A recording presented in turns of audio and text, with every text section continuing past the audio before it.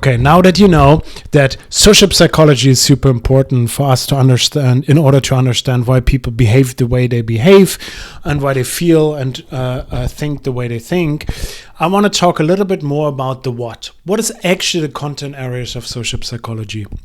And I fear we have to start with a definition of the field. As you might know, I'm not the biggest fan of definitions. I don't think they're particularly interesting or useful. If you're a doctor and you're seeing a patient, you're not wondering whether you are at the moment practicing this branch of medicine or that branch of medicine. You're trying to help a person. The same if you want to understand why a person is behaving the way they are at this moment, you shouldn't kind of ask yourself first, should I take a social psychological approach or a cognitive psychological approach? No, you should kind of see what comes natural to you. However, it might be important to kind of have a somewhat definition to reduce a little bit like the possible contents we have and kind of give you a feel for what you will be learning about in the upcoming weeks. Here's a definition I actually quite like by Alport.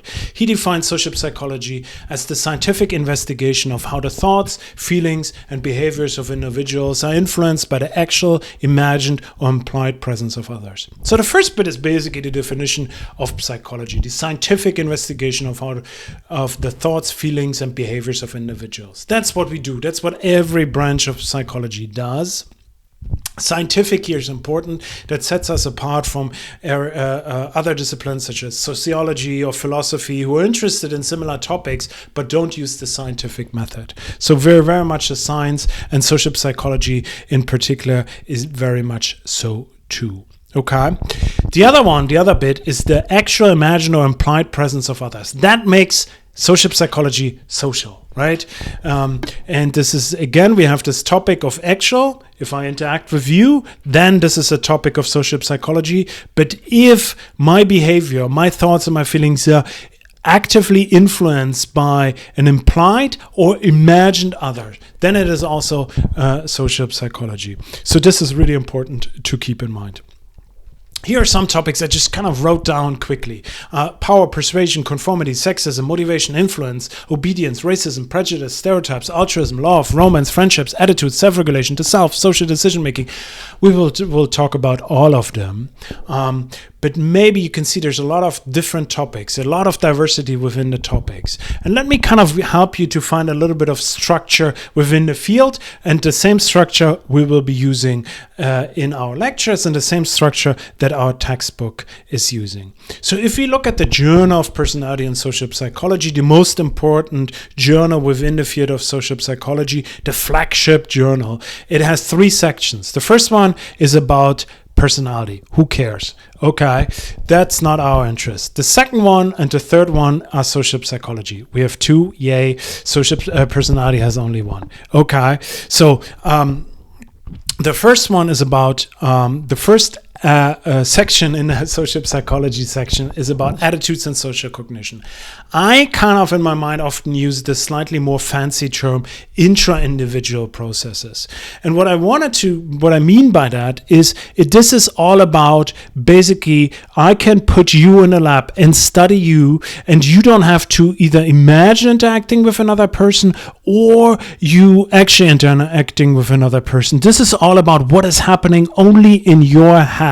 So we have here, I can show you a picture of another person. How do you perceive that other person? I can show you a picture of another group, how you perceive that group. I can show you a picture of an object, and I can try to figure out why you like that. I can ask you about who you are and what makes you you and what makes you different from others, and I don't have to have any interaction with other people.